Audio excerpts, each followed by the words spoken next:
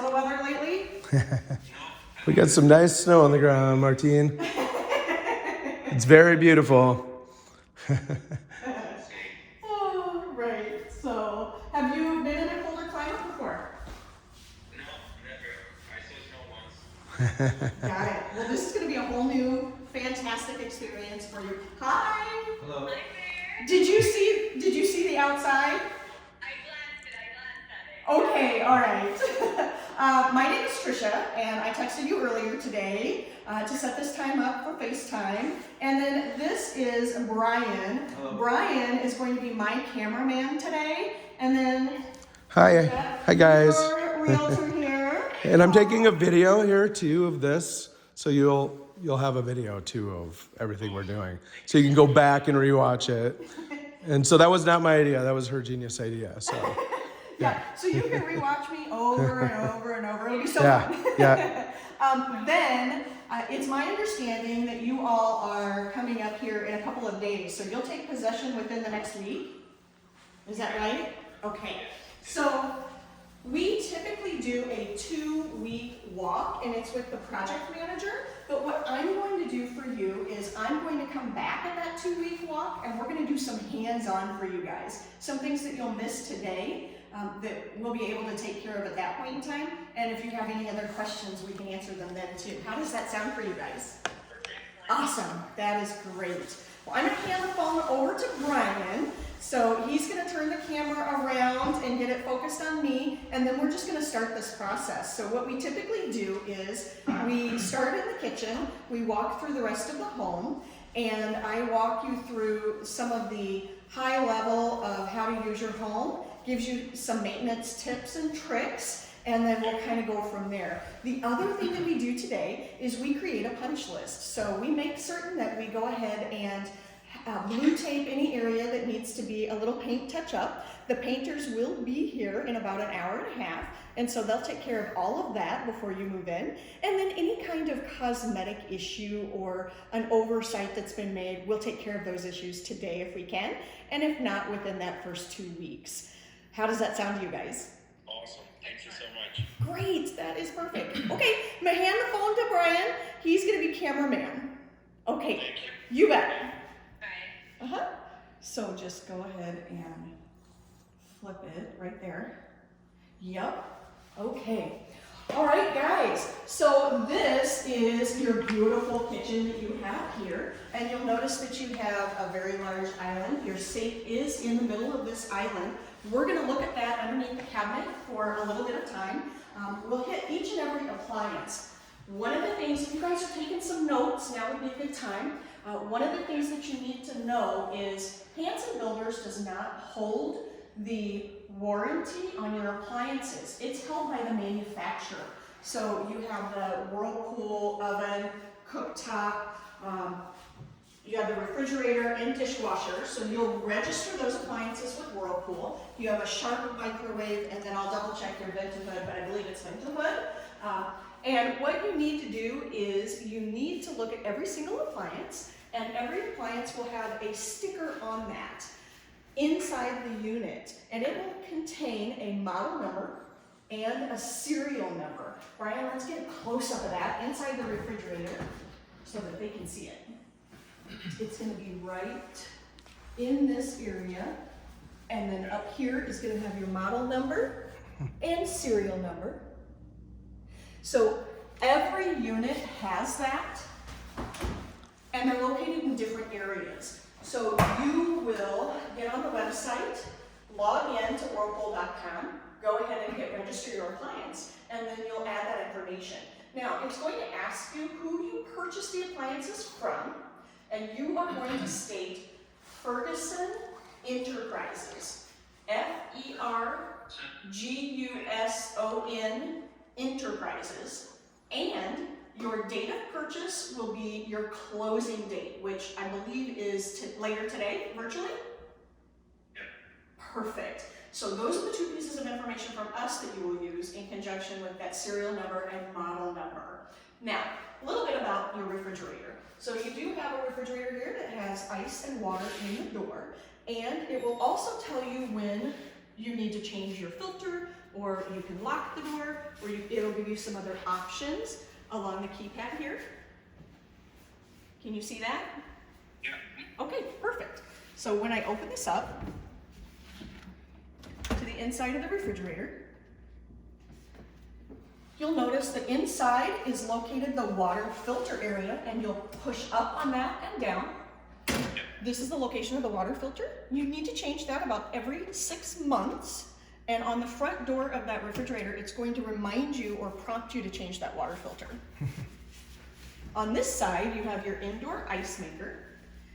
And in order to get into that, you'll lift up and open the door. So this little latch, right there, open the door. There's already some ice made. Go ahead and throw out the first couple of bins of ice. And to do this, you can stick your fingers inside here, release the latch by pulling it towards you, and then lift up and out. And then you'll just replace it. Okay. If you guys have questions during this, you just let me know. I'll be happy to answer them for you. Thank you. Yes, absolutely. Have you guys ever cooked with gas before? Yes. You have, okay. Every gas appliance works a little bit differently. This is Whirlpool, and Whirlpool works like this. You'll have to press down, and you hear the electronic ignition, and then it lights the burner. So you press, hold, and hold down as you turn. Some of them are a little bit different. Some you just turn and they ignite. This one, press, hold, and turn at the same time, okay? Got it. Perfect. These are easy to clean, so they simply lift up with a hinge at the back for easy cleaning inside. The aperture here, sometimes you take this off to clean, you'll need to replace that and make sure that it's in there nice and straight. If it's a little bit askew like this, it won't light the venturi, and then you might seem as though you have an issue with that cooktop, but you really don't. You just need to straighten that back out. Okay? Your vent hood here is a vent hood, so VENT-A-HOOD, vent hood, that's the manufacturer. That's who you'll register the unit with. It's a toggle switch at the top here, so high and low on the light, and then high and low on the fan. Sound good? Sounds great. Awesome. This is your dishwasher. So your dishwasher has control functions on the top of the unit, and then it does have a light here that comes on when it's operating. So that's that little tiny dot there next to the handle. It will turn green when it's on. Whirlpool recommends that you go ahead and use a rinse aid in this for optimum performance. And the place for that rinse aid is in this dispenser. You simply lift up. You can fill that with Jet Dry or Cascade Rinse, whichever you're choosing. And you also have a third rack at the top of the dishwasher here. That is for long-handled utensils or knives, any kind of cutlery that needs to go inside.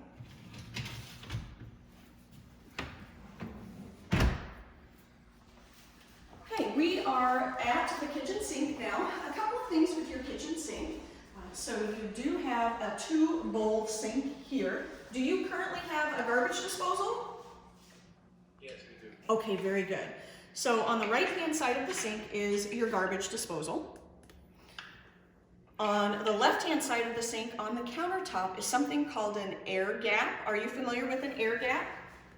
I saw it before. I have no idea how that works. Okay, well, it's nothing that you really need to be aware of other than its purpose. And the purpose is keeping the contaminated water from the dishwasher from backing up either into the dishwasher or into the garbage disposal. Yep. I see. So you'll notice that there's a perforation on here. You want to make sure that perforation is aimed towards the sink. Just in case there's anything that backs up, it'll go into the sink instead of on the countertop. Surprise. Opening the sink cabinet, we'll go ahead and get in here. Now I'm going to use my tape measure here, and I'll point out a couple of things to you. So underneath the sink, you see the arrestor here, and then underneath the arrestor, right where the tip of the tape measure is the shut-off valve. This is for your dishwasher. Then you have a, did you have a question? I'm sorry? No, yeah, I missed that last part. Sorry. Okay, so this is the silver arrestor. It's an air arrestor. And underneath that, this little lever is the shut-off valve for your dishwasher. Okay? Yep, so that would turn off the water to your dishwasher. And then you'll see that you have hot and cold. So this knob here that the tape measure's on, that's the shut-off valve for the hot. And then over here is the shut-off valve for the cold. So if you need to turn off the water to the kitchen sink, you'll shut off both of those. The line in the middle is pre-stubbed for you for an it's an in line, which means it goes from the kitchen sink down to the mechanics room, and it's for a reverse osmosis system, so filtered water.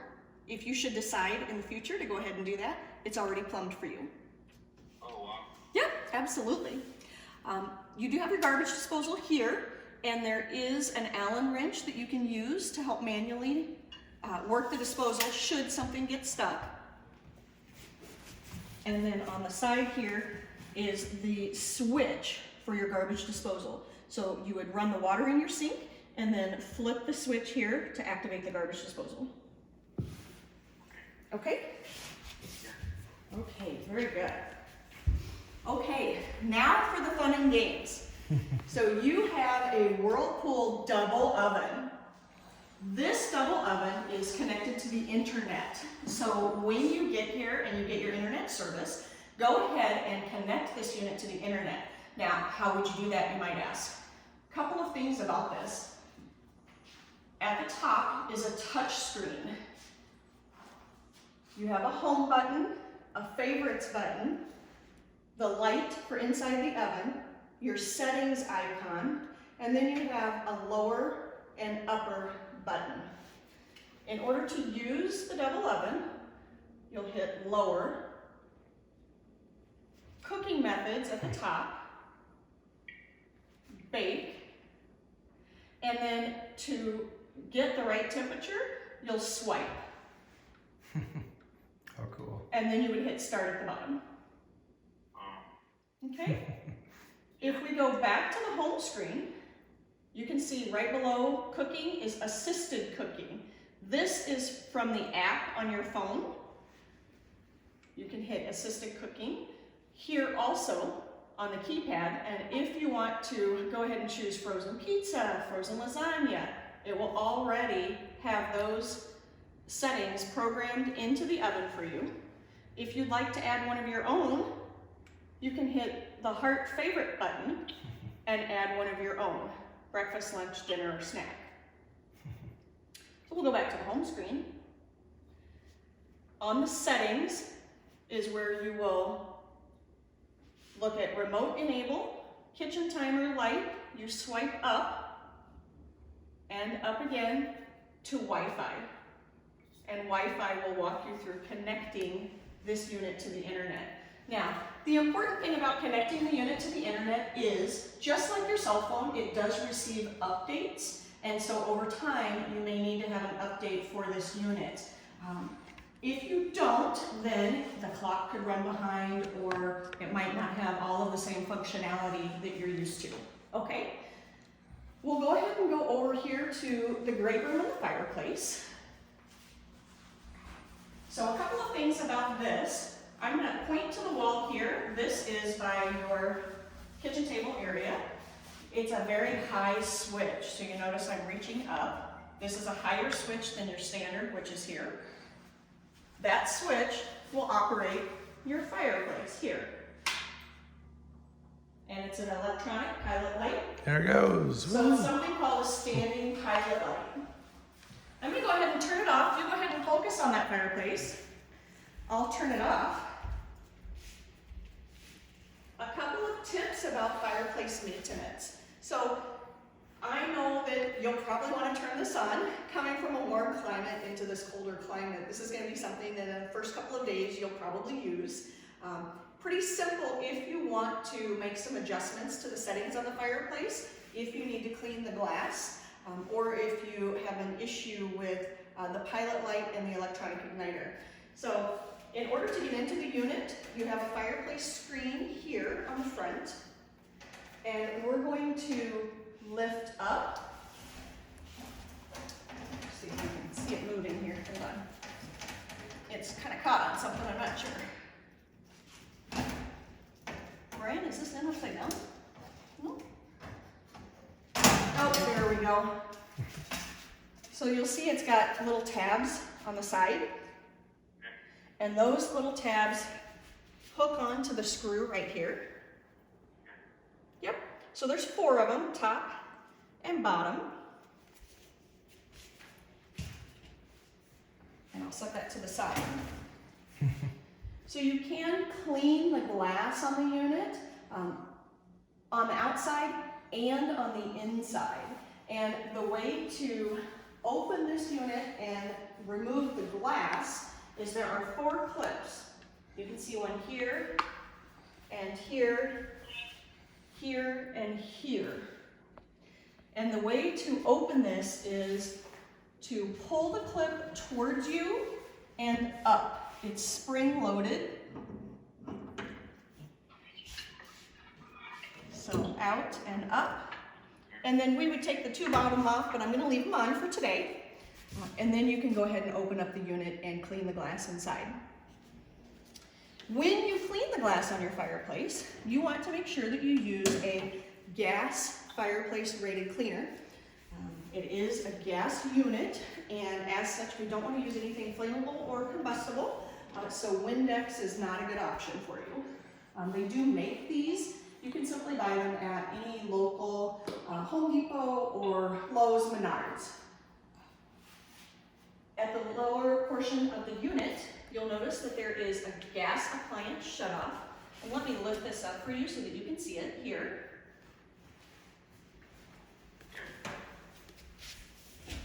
And then we also have the high-low button here. This is a volume controller for the height of the flames on the fireplace. And then this little toggle switch right here, it acts just like a light switch. That is for the standing pilot light. That will turn the pilot light on and off. The important thing to note here is you want to make sure that you keep the pilot light on year-round. And the reason being is so that condensation doesn't build up and rust the filament. That corrosion on that filament could make the pilot light not turn on, and then you would have to have it cleaned prior to getting the fireplace to turn back on. So we'll go ahead and replace this. So how are you guys doing? Any questions? Okay. Awesome. I am going to grab the blue tape real quick because I see something I want to mark. Typically I walk around with that. I'm a little off today. Okay, so I see a spot here that I'm going to go ahead and mark, and this looks like it's a little drip of paint from the wall. So I want the painters to come in here and remove that for you so it's just all nice, clean, and white. If you guys see something that I don't see today, I want you to point it out and we'll get it marked for you, okay? Thank you. You are more than welcome. Today I'm going to be your eyes, though. That's going to give you a good peace of mind. It is the last time that the painters come in and do paint touch-ups until your 1-year walk. Okay, so we are going to go right over here into your dining room area, and we're going to take a look at some of your windows. Hey, Now- I just want to point. Oh, yes. I just noticed a little like I just noticed it like at this angle. There's like a little off color up there. Up here on the Yeah, side. yeah. You see that? I do see If you stand that. where I'm standing. And I think you're right. I don't think that's a flash. like from the light. I think that Yeah. is actually, it looks like maybe there was a little bobble and they did a touch-up paint on it, and maybe it's got just a little bit of a different sheen to it. Yep. So we're gonna go ahead and mark that. Okay, here comes the circus, guys.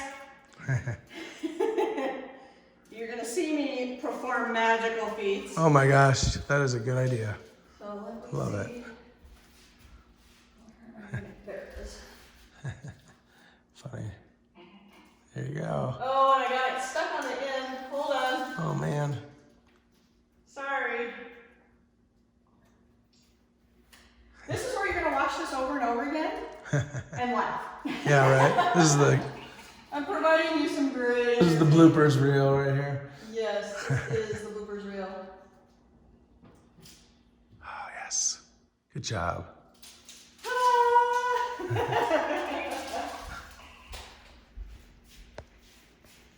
Okay.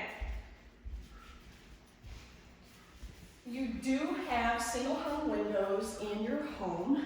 I'm going to show you a quick operation or two. Now, do you guys have little ones? Yes, too. Perfect. Okay. So when we go upstairs, I'll show you a child lock for the windows. Down here on the main floor, because it's not too far above the ground, there are not child locks. I'll show you a quick operation on this window, and then when we go upstairs, I'll show you how the child locks work for you. So these are cam locks, and we'll unlock the window just like that on both sides, and then simply raise the window. Now, you can also clean these windows. There's a slight tab at the top on each side. You see that tab? Yeah. I will pull it in and then tilt the window out. Yep. We're going to put that back in, give it a little snug push. Vinyl windows expand and contract with the seasons and with the temperature inside the room and outside of the home.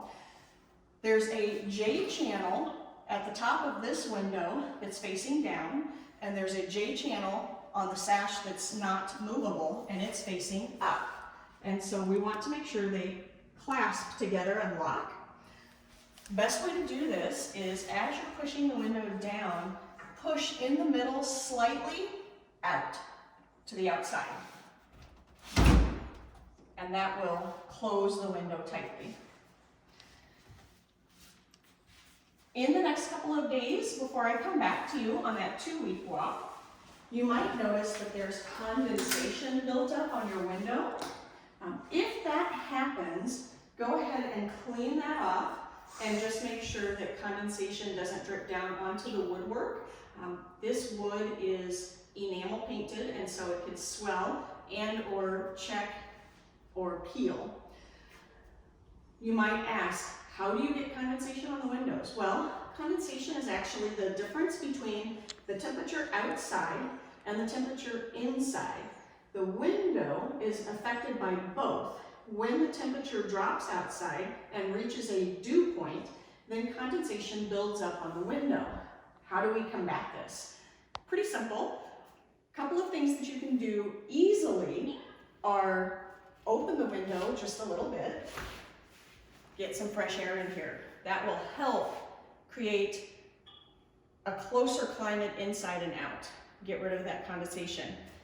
If that's a little too uncomfortable because it's too cold outside, then we can run our vent hood in the kitchen. Make sure we run our bathroom vents in every bathroom, and you could do that overnight if you wanted to. Another way that you can combat it is something called the ERV. That's an air exchanger, and it's downstairs in our mechanical room. I'll point it out to you when we go down there. But in the meantime, we can come over to the thermostat, which is right over here on the wall. And we can adjust the temperature in the home. So right now it's 70, which is pretty nice for this time of year, and it doesn't create a lot of condensation outside. As we get ready to go into the cold freeze that we have for next week, we might need to run the ERV or the air exchanger. Again, I'll point that out to you when we go downstairs. I do want to point out, I did find a little scrape on the wall here on the corner as I came in today. So I went ahead and put some blue tape on that too. So those are the kinds of things that the painters will take care of. Again, if you see something or you have questions during this, you just let me know and we'll stop and address them, okay? Okay. Okay. We'll go into the powder room. This powder room is located right off your front door. As we go in here, I'll point out that there are shut-off valves with every sink, and the shut-off valve for this sink is behind the pedestal and located right about the middle of the leg. You see those? Yeah. Okay. And then we also have one at the floor for the toilet. So every toilet will have one at the floor. And then again, in every vanity, there'll be a shut-off valve too. Okay? You have water conservation toilets. I'm sure you have those in California too, right? Lots of water conservation there. There's two different ways to flush this toilet. There is a less powerful or less aggressive flush and a more aggressive flush. So a simple, quick flush will empty about half of the water in the tank, and then a press and hold will empty all of the water in the tank. That is a more aggressive flush. So you might tell the little ones about that. You might need some assistance there. So the next thing we'll do is we're going to go upstairs, and then we're going to take a look at the bedroom up there. Then we'll come back downstairs, look at the bedroom, and then we'll go up. How does that sound? Perfect. Okay. I'm going to let you guys go up first, looking at the walls, making sure that there's no scrapes. If you see something, let me know.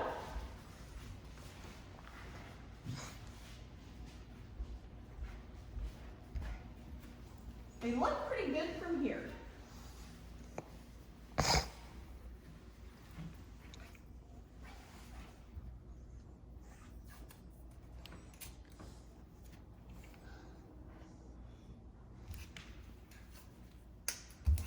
Put a couple of marks there. I got some blue tape for you guys. Okay, that looks pretty good. What we've ended up in is the loft space. This loft space is just at the top of the stairs. I want to point out that up on the wall here is both the smoke detector and carbon monoxide detector. So these are hardwired into your home. They're located in hallways or outside of bedrooms. Inside the bedroom is an alternate device called a smoke detector. All of these are hardwired together, so if one goes off, they all go off, with the exception. They also have a battery backup, and that battery backup is located right here in this access panel. You will need to get 9-volt and AA batteries. So the carbon monoxide detector takes AA's, and the smoke detectors take 9 volts. Now, I would plan on changing those out once a year. So maybe when you guys get up here, note that that's your first day. And then a year from then, so a year from New Year's, take a look at changing those over. They're only gonna go off at 3 a.m. So eventually you'll have to change them. Might as well change them when it's during the day. Yeah. It's always at 4 a.m. Oh, yeah, you bet it is. I know it. And it's on a work day. Yeah. When you would rather be sleeping, right? So we'll go ahead and go into the laundry room in here. We'll talk a little bit about this. You do have your laundry sink and countertop here. Great countertop, I love it. Laundry sink is perfect for soaking items. And again, underneath the sink cabinet, you'll have those shut-off valves located up a little closer to the top. Can you see those? Yep. Perfect. Okay. You have an LG top loading unit and an LG dryer. So a couple of things about this. You can connect these units to the internet also, and I highly recommend it. You can download the ThinQ app, and that will tell you some troubleshooting codes, so if there's anything wrong with the unit. Also, The washing machine will talk to the dryer and tell the dryer what kind of load it was sensing and then give it recommendations on how to dry. Cool. A couple of things about your dryer that's pretty nifty. The door opens like your standard dryer. But then with this latch at the top, if you press it in, it'll also open 45 degrees. Wow. Pretty nifty, right? Yeah. Because your laundry room is located on the interior of the home, we do want to stress that you go ahead and change the lint filter out after every use. That way lint doesn't get trapped in the system for your safety. Behind the washing machine is a shut-off valve for both the hot and the cold. So there's an arrestor at the top, just like the dishwasher. And then in between the arresters and the hot and cold line, there are two little levers, just like with the dishwasher, and you pull those towards you to shut the water off. Can you see those? No. A little bit. That might be one of those things we look at when you're here in person. Okay. So just things that you couldn't see or need more clarity on, jot down a list of those and we'll revisit them when you're here in person. I can continue to look at every wall, all the surfaces, and I am still blue taping as we go through here. I'm also looking for any area that may have some cosmetic damage. So just know we have your best interest at heart as we move on through the home. So we'll go ahead and go into the first bedroom here off the laundry room and loft. Come on in. Okay, so is this gonna be anybody's bedroom? Shut off valve. Oh, guest room, yeah, absolutely. Because this is the one that has the bathroom right off it. So we'll go ahead and go in the bathroom.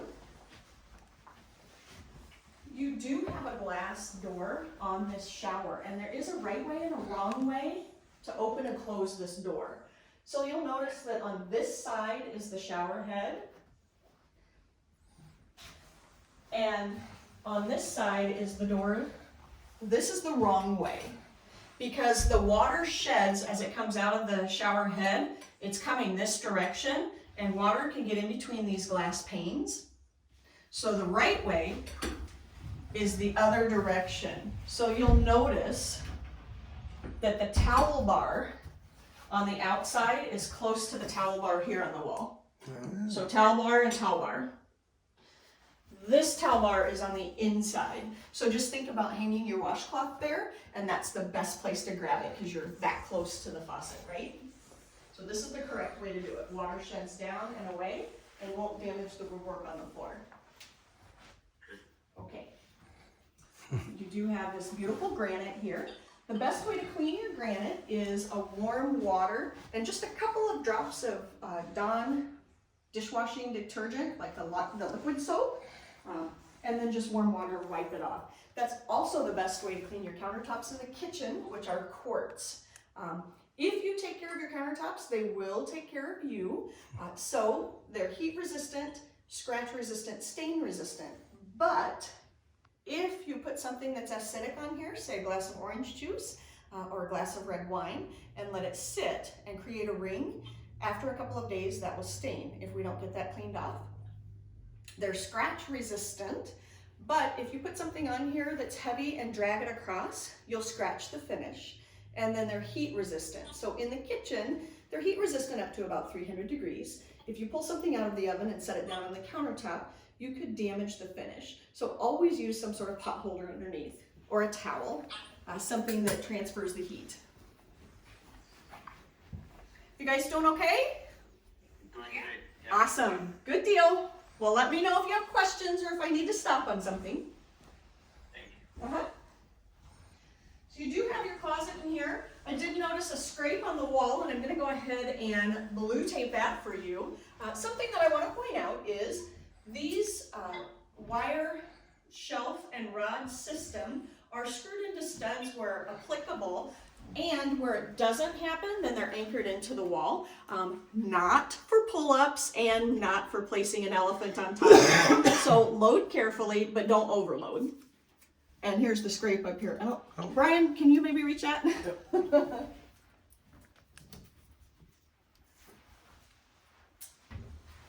And there's another little guy over there. You do have a pocket door on this unit. Have you ever had a pocket door before? Okay. So you'll notice that there's a metal patch here. That's normal. It's actually the lever. So if you tip it in at the top, press against the door, that creates this lever, and this lever is like the doorknob. That's how you can open, and then you would close the door. So again, it's just tip it in, pull up that lever, and that's how you operate the door. Okay? All right. So let's move on down the hall. We'll check out another bedroom. There's the smoke detector for in here. That's going to have that 9-volt battery in it. So this double door is the master bedroom. Welcome. You'll notice that at the top of the door is a flush bolt. This flush bolt pulls down and tips up. And what that does is it drives a bolt home into that to lock the door. So again, up and down. And you can see that pin going up and down? Yes. Okay. That is the only true way that your door will lock. If you don't engage that flush bolt, your door actually won't lock. Also, I want you to note that there's a right way and a wrong way to shut these doors too. Because of this trim piece on the front, right here, this is the door that goes in first. So you would shut this door, throw that bolt, and then you would shut this door. Bye. Can I get a piece of that tape? I just noticed a little. You bet. Yeah. Might as well just do it. Yep, thank you. Yeah. We'll go ahead and open these up. Beautiful doors. I love them. Okay. So remember I told you we were going to talk upstairs about the windows and the child locks on the windows. So all of the single hung operational windows on the second story have something called a WOCD, and that's the child lock. I'll go to this one. That child lock is located right here.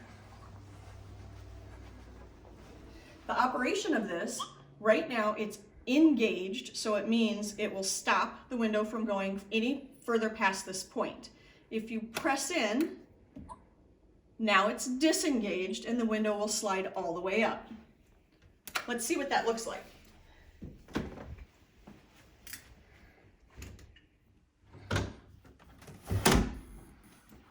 And they stop the window operation. We'll disengage. And now your window goes all the way up. Pretty simple, huh? Yeah, that's great. Just to note, when you bring the window all the way down, they go ahead and re-engage again. So you don't have to remember for your little one's safety. It automatically does it for you. Wow, that's great. We'll go ahead and get you locked up here. Still looking around the room, making sure that I don't see any mishaps with paint or anything else. Everything looks pretty good here. You do have an internet and cable jack on the wall.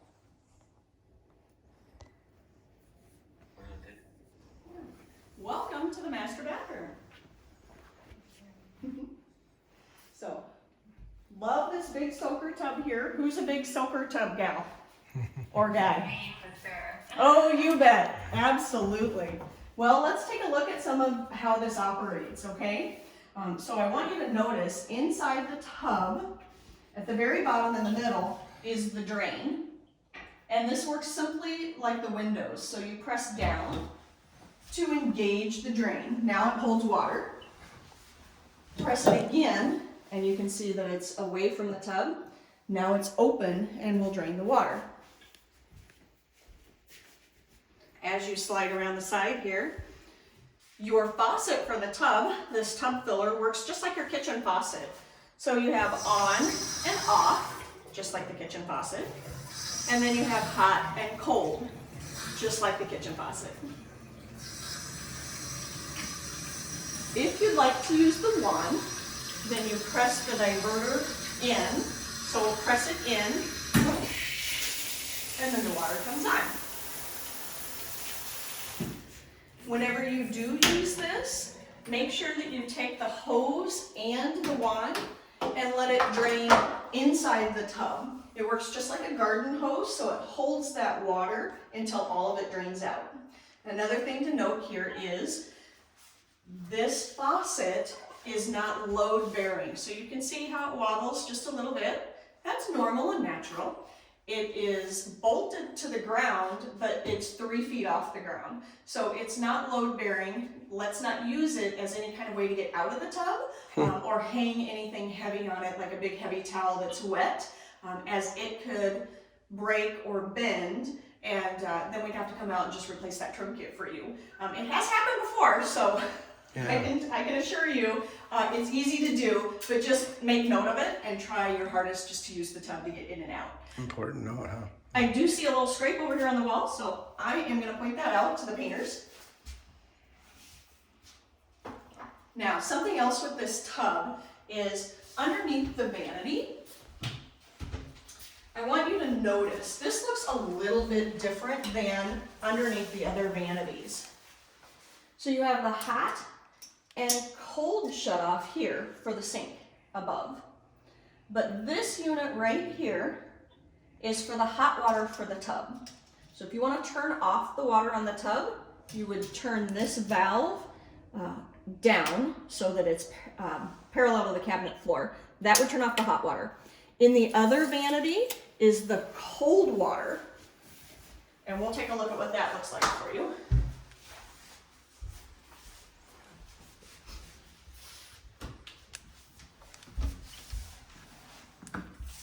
So again, you have your cold and hot line for the sink, and then this is the cold water for the tub. So if you want to turn the water off to the tub, you need to turn off both valves, one at each vanity. You do have these really beautiful tile floors. We do not seal the grout on our tile floors, our backsplash, fireplaces, or in the shower. So if you do want to use a grout sealer, that's up to you. It's a homeowner homework tip. You can get grout sealer at any local Home Depot, Lowe's, or Menards, and then they have grout sealer applicators that you can get also. It's a really simple process. Don't know if you've done it before or not, but you simply roll the applicator on in the grout lines. There's no harm to the tile at all. You wait 24 to 48 hours per the manufacturer's directions before you use the shower. At your countertop, we'll look up this side, Brian. At your countertop and the wall, you'll notice there's a silicone caulk line. This is a homeowner homework maintenance tip. So over time, this may spread away from the wall or countertop. And if it does, it's up to you guys to go ahead and dig that out and replace that line of caulk. The same holds true in the shower. I love your shower. It's awesome. Huge. It's huge. Here in the corners, and then here at the floor will be a caulk line also, and so that caulk line will be up to you to replace as well. Hey guys, a little tip for you. Use some Rain-X on the inside of the shower. That's typically used in auto windshields. Go ahead and use that Rain-X on the shower, on the panel and the door, and that will help you with those water spots. Squeegee. Yep, easier to clean, and just get a squeegee. Sorry, what is it again? What's the product? It's called Rain-X, R-A-I-N-X, like X-ray. Okay, Yep, and you just spray it on. It'll help the watershed. beautiful.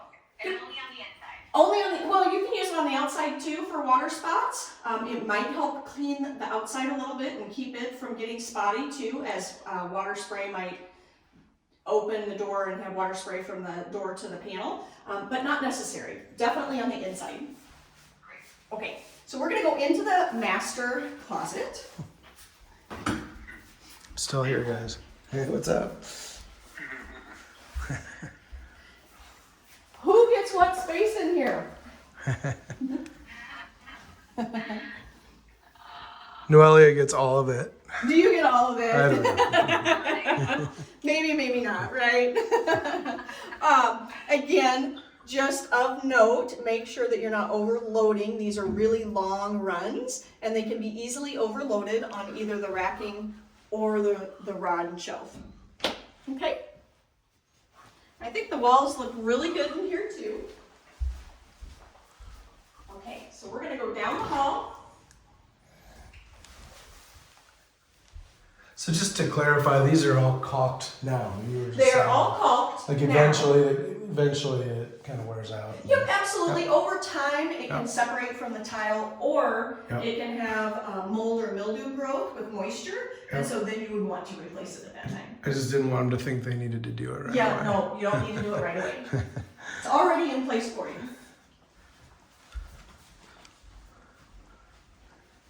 See a spot on the wall here, so I'll mark it. I think I saw a little one right up here. I'm catching these ones just above the. Above my eyesight. Yeah. Can you put that up Yeah, there? no problem. Thank you, perfect. Yeah. You've got a great helper in your realtor here tonight. There it is. So we'll go ahead and go down the hallway. You do have a set of double doors here. These double doors are on your linen closet. And have you ever had double doors before? I don't think so. Okay, so they're set with a certain amount of tension in them. That means that they're not too hard, not too easy to open. This is perfect for little ones because it'll keep them out of the closet. But you'll notice at the top, there's a strike plate.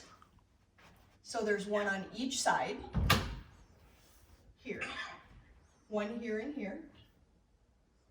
And then if you look down the door, all the way, there's a strike plate on this side of the door. And then there's a roller ball on this side of the door. Can you see that? Yeah. Okay. If you want the door to be a little easier to open, you would twist that ball into the door. If you want the door to be a little harder to open, you would untwist it out away from the door, and that will provide more tension on it. Right now, they're pretty good. Fine-tuned. Love this linen closet in the hall, nice and big.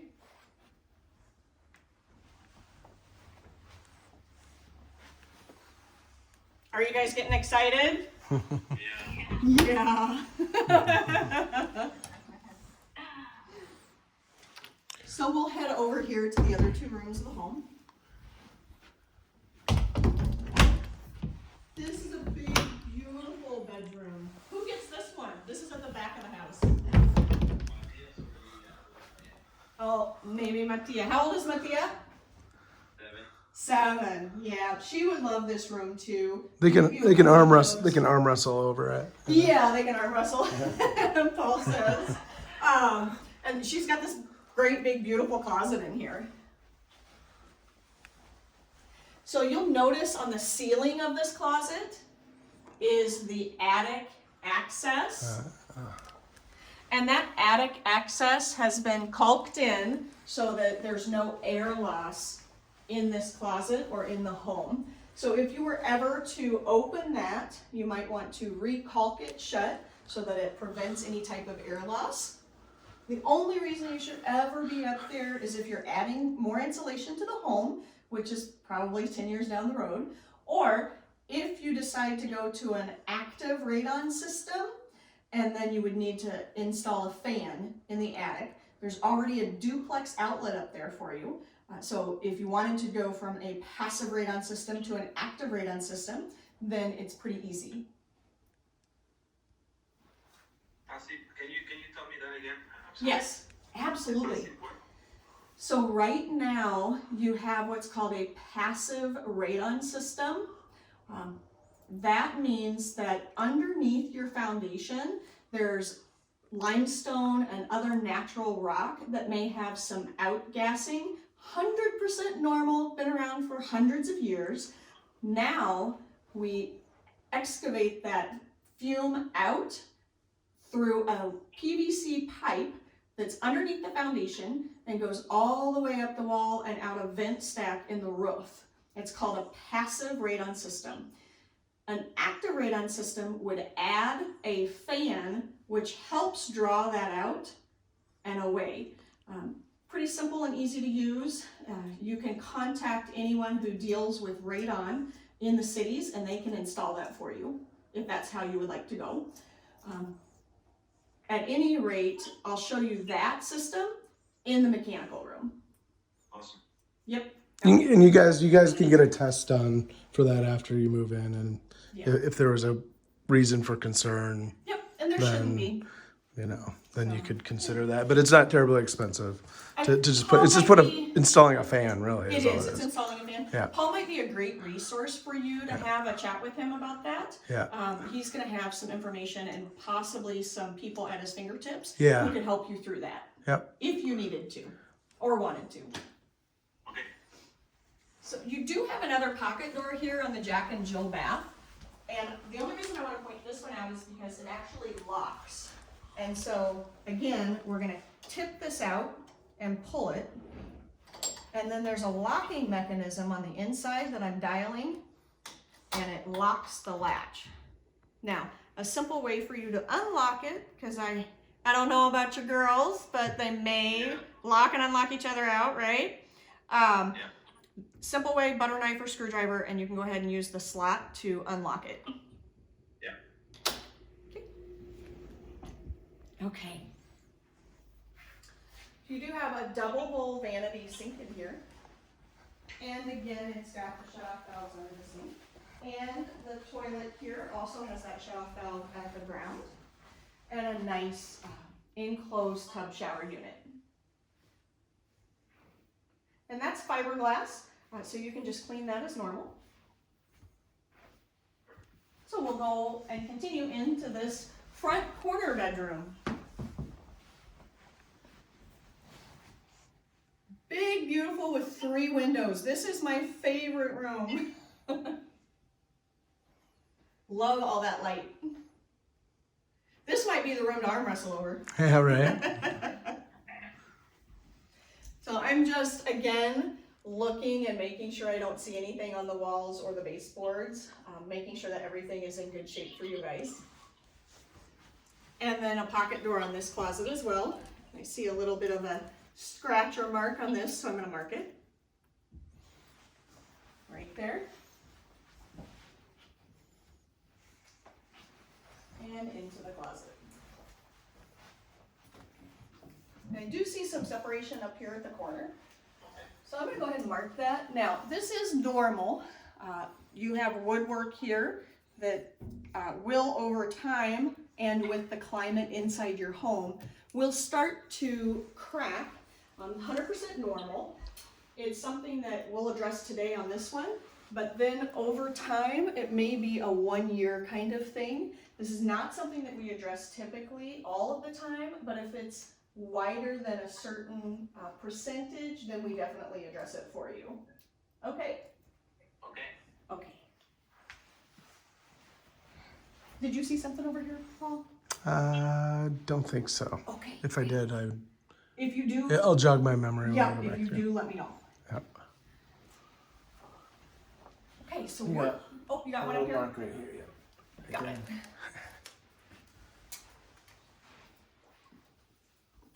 So again, we're gonna go back to the circus and put this tape on the ceiling. I'm sure this is like watching paint dry. Sorry, guys. I'm impressed. Where'd it go? Right. Oh, There right you here. go. Yep. Good eye.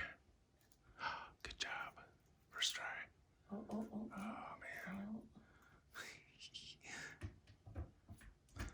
Good job. Ta-da. Okay, we're gonna go ahead and go downstairs to the family room.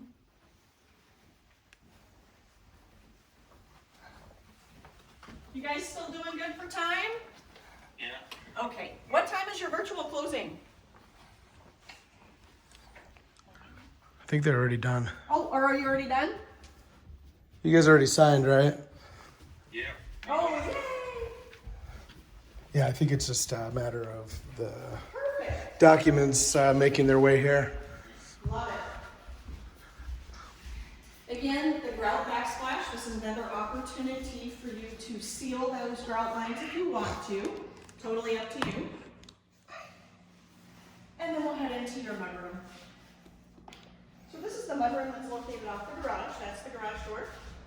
And then you have your mudroom bench. Paul's finding himself at home here, hung his coat up on the hook. Yeah, sorry, I'm gonna go use the bathroom real quick. I thought I'd be discreet, but yeah. Yep, and then we have our flex room right through this way. This is a great space, you guys. I'm thinking it might be a good office, good toy room. Love it. Again, just looking around, you'll notice that the windows here on the back of the home have those child locks because they're that far off the ground, but the one here on the side is not. You guys have any questions so far? Okay. Are you all packed and ready to go?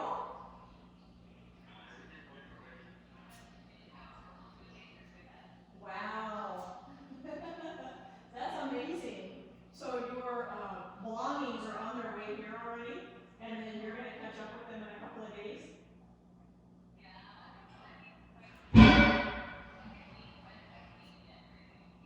Got it. Awesome. Well, you will love it. This is a great, beautiful home. I think you'll be very happy here. Love this big closet off the mudroom. So this is perfect for Minnesota room. Careful, Brian. He's at the back of the steps here. I didn't want him to go tumbling. Great Minnesota room here because we've got a tile entryway. It's right off the garage, and then you can put all of your boots and hats and coats in here. Yeah, love it. Trying it out here. Good hook right there. I think everything looks pretty good in here. I'm just gonna look behind the door real quick. Yep. Okay. All right. So we'll go down the stairs to that lower level. Brian, I'm gonna let you go first so that you guys can see, check out the walls and anything that may be an issue.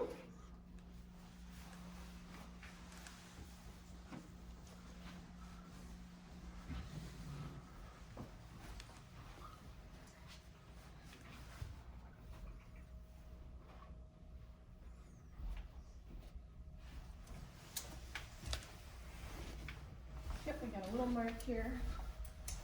So these little marks, don't be alarmed. Oftentimes when the cleaners come in, you know, their wand from the vacuum cleaner or maybe a bucket they're carrying supplies in, scrapes the wall, and I think that's what we're seeing is some of those kinds of things down here. So nothing big, it's just a little touch-up paint here and there.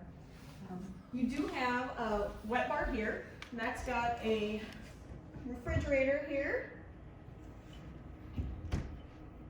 with freezer. That freezer does have an ice maker in it. Again, it's made some ice, so go ahead and empty that out and throw it away the first couple of bins. And don't forget to register these appliances also. So you've got your refrigerator here and then the microwave down here. Got it. Your bar sink will also have that shut-off valve underneath the cabinet. So don't forget that that one's there too. So a couple of things that I would like to point out to you here. Downstairs, the supply vents for the heating and air conditioning are in the ceiling. So let's take a look at one of those. That's what this cone looks like. And it's threaded, so you can untwist it or twist it closed. So untwisting it would open it and it would fully extend, and then twisting it up towards the ceiling, it would be closed. It takes a very long time, about 10 minutes to do one of them. The reason being is because the threads are so fine, so don't feel like it's broken. It just takes a little bit of time. So, And what was the reason we need to do that? yeah, so let's say, and when we go into the mechanical room, we'll talk about this a little bit more, but let's say it's summertime and you've got the air conditioner running, but basements are naturally cool. You probably don't have a basement in California, do you? No, we don't. We live in an apartment. Yep. So have you ever lived in a home that has a basement in the floor? No? Okay. So a basement is dug into the ground and it's below grade is what we call it. So naturally it's cooler. So in the summertime when you're running your air conditioner, you might say to yourself, we don't really want to spend the energy dollars on cooling the basement because it's already a great temperature. So you might close up those vents and then that pushes all the air conditioning to the main floor and then the second floor with the bedrooms. The same holds true in the winter.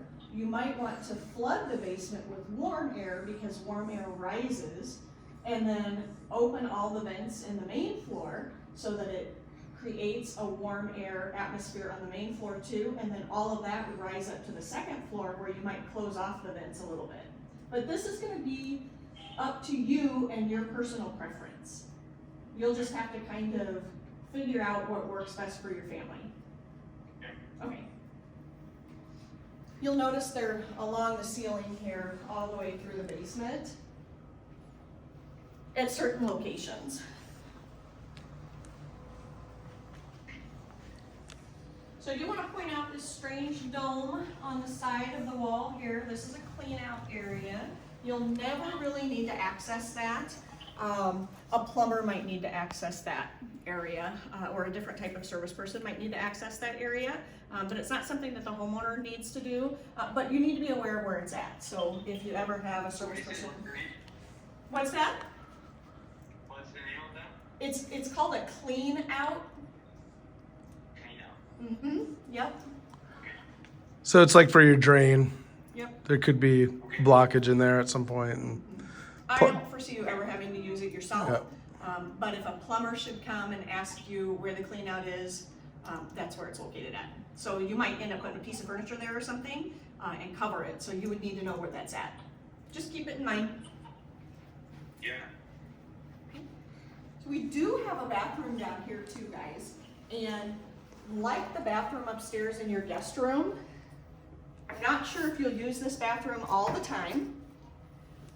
Any bathroom that you do not use on a consistent basis, let's say it's a month or two, you'll want to go into the bathroom and run the water in the faucet at the sink, because that will add moisture or water back into what they call a P-trap. When that water evaporates is when you get some foul odors or stale odors coming out of the drain of the sink. So just make sure that you're running water in there and re-adding that water into that P-trap after it's evaporated. So just a little maintenance tip for you guys down the road. I'm gonna look behind this door too. Make sure that I don't see anything.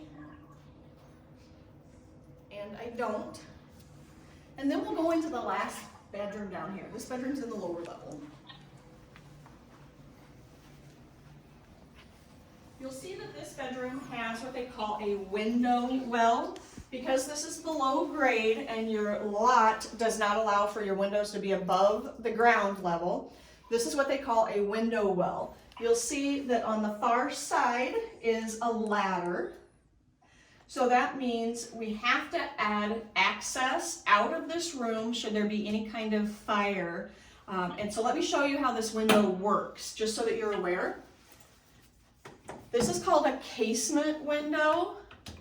And this casement window's lock is here. And the operation of that lock is simply to tip it up like this. And then you would come to the handle. The handle unfolds like this. And then you open it by cranking. And it looks like it's frozen shut right now.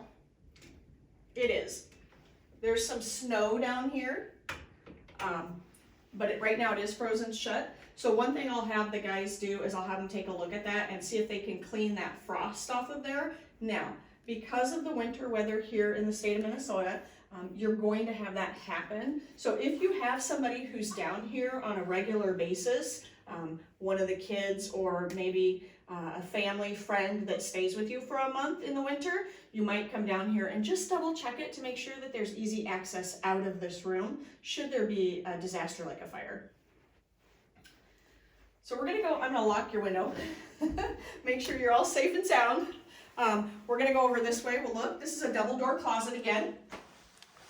So it works just like the other ones, and I'll go ahead and open that for you.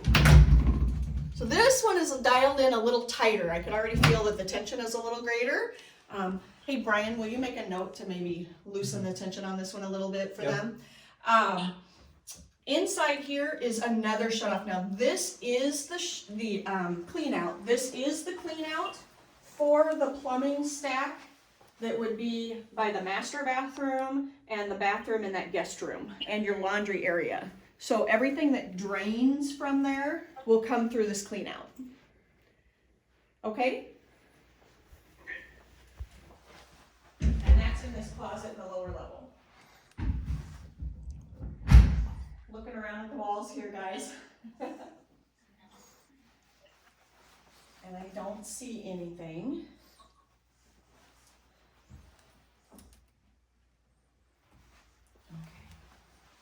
Everything looks pretty good to me.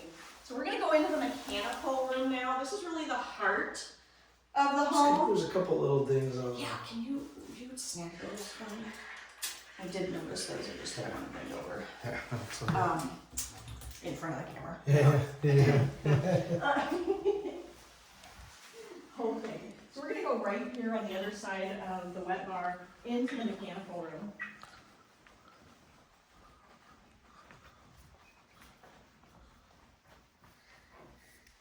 Okay, first of all, we do have leftover material here. So there's leftover carpet, tile, paint, grout, and flooring for you. Should there be any kind of necessary repairs within that first year, please go ahead and keep this material.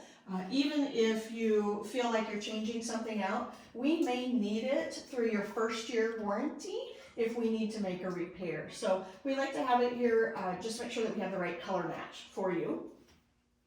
Something about this room is there's a GFI in this room and it operates all of the outlets for this room with the exception of the sump pump.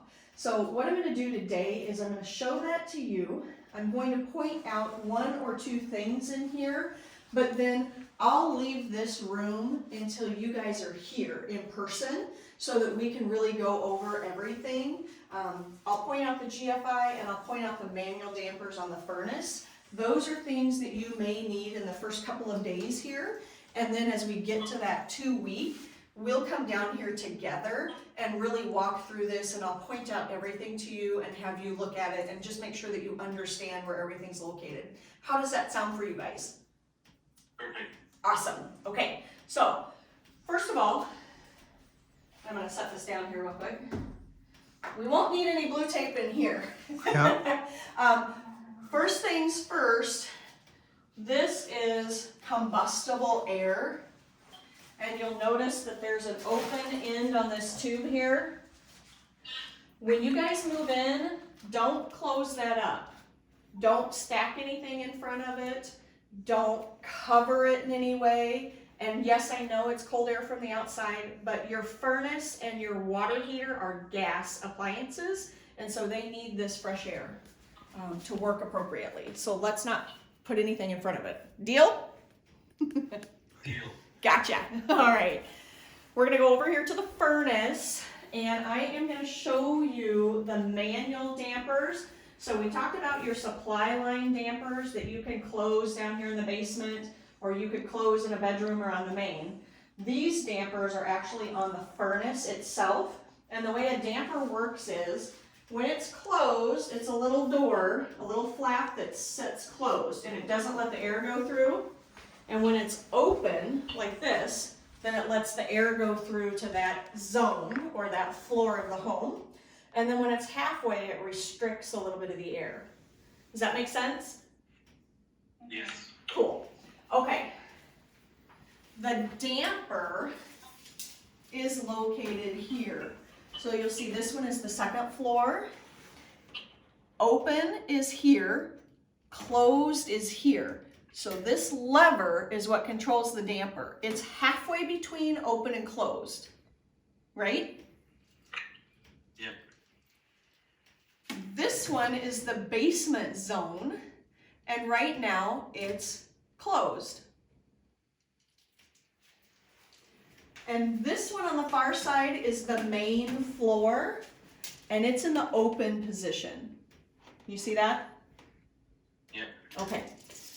The way to operate these is to adjust this thumb screw and then slide this up or down. So whether you want it opened or closed. This is where you will begin to control the heating and cooling in your home yourself. So it's what they called zoned heating and cooling. That means every floor is a different zone and you can control each floor manually here at the furnace. Okay? You might need that in the first couple of days. You might want to open some of them up a little bit more, like the basement, and have it a little warmer down here. Okay? We got disconnected. Oh, did we get disconnected? Yeah. Ruh-roh. Ruh-roh. How's the signal down here? Oh, here we go. They're Pretty back. good. Hi guys. Did you? Sorry about that. That's okay. Did you hear that last little part about manually opening and closing, and then you might want to open up the basement one so it's a little warmer down here? Yeah. Okay, cool. I'm gonna give the phone back to Brian. What it does is pretty much the same as the other one that you showed me on the ceiling. Just regulate how much air goes on each level. Yes. Yep. Yes. So you have a couple of different ways to do that. You have the thermostat upstairs on the wall. You have the supply in the ceiling or in the floor on your main floor and bedroom floor. And then you have the volume control down here, the dampers on the furnace. So 3 different ways to do that for you. It'll be a kind of a combination of all of those. Yeah, you'll just adjust it how you feel most comfortable. Yeah. Okay, awesome.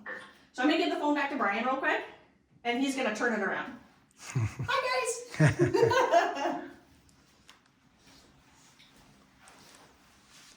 Okay, I am looking around and I'm not locating the GFI. Here it is. The GFI down here. It's over here by the low voltage box. So if anything should trip, your electricity should go out for any reason, and let's say it goes out and you don't have any hot water, you're gonna come down here and reset the GFI because it might have turned off or disrupted the flow of electricity to your hot water heater. Now, that's probably never gonna happen, but just in case it does in the first couple of weeks of home ownership, I want to give you a way to correct it for yourselves so that you're not stressed out. And then this is your hot water heater here. So it's a gas appliance, but it has an electronic pilot light on it, and that's why I say if something like that should happen, then I want you to be able to flip that back on. Sound good? Sounds good. Okay, awesome. All right. Okay, guys, I and Brian and Paul will just give a walk through your house again really quickly, just to make sure that we blue taped everything that we possibly can for the painters to touch up today. And then Brian and I will identify anything else that we see. We're gonna walk around outside, walk around inside, in through the garage, and just make sure that we're capturing everything that might be a little hiccup, like there might be a scratch on something. I haven't seen anything, but I do want to do it where I'm really focused and walk through. So we'll capture all of that, take care of everything today for you. And then when you guys get here, go ahead, get yourselves all moved in. When we go upstairs, I'm going to show you the iPad and show you what it says for that 2-week walk. And you guys put that on your calendar, and that's when I'll come back to you guys. Does that sound good? Okay. All right. Well, let's trot back up the stairs into the kitchen real quick. And they have your direct contact if any They do. questions come up between They them. do. Okay, cool. I was just gonna say, I think I saw a couple little dings maybe on Yep. here. Let's get those marked. I do Then there too. was one more on the way up the stairs that I saw, so get those, I don't know. Thank you. Oh, you bet. Absolutely.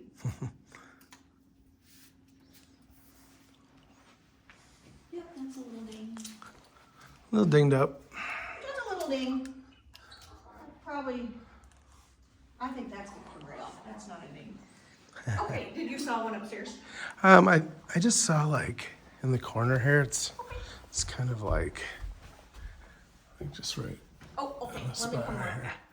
I don't So know. we'll meet at the kitchen This is a counter. little scuffed up or something, I don't know. I don't want to be overly, there's gonna be little flaws every once in a while. Do you see what I was saying? Yeah, I can't see it from, Okay, yeah. from my viewpoint. Well, probably better to But mark it than I not. trust you and I've marked it, so they I would see get one, it. I just saw one right here too. Little, Oh, you bet. see that one? I can I probably do. reach it. Let's get that. Now all of a sudden I'm seeing all these. What's going on? Well, it's what happens when you walk around long enough. Yeah, I know. So I'm going to capture this one real quick, guys, and then we'll look at the book.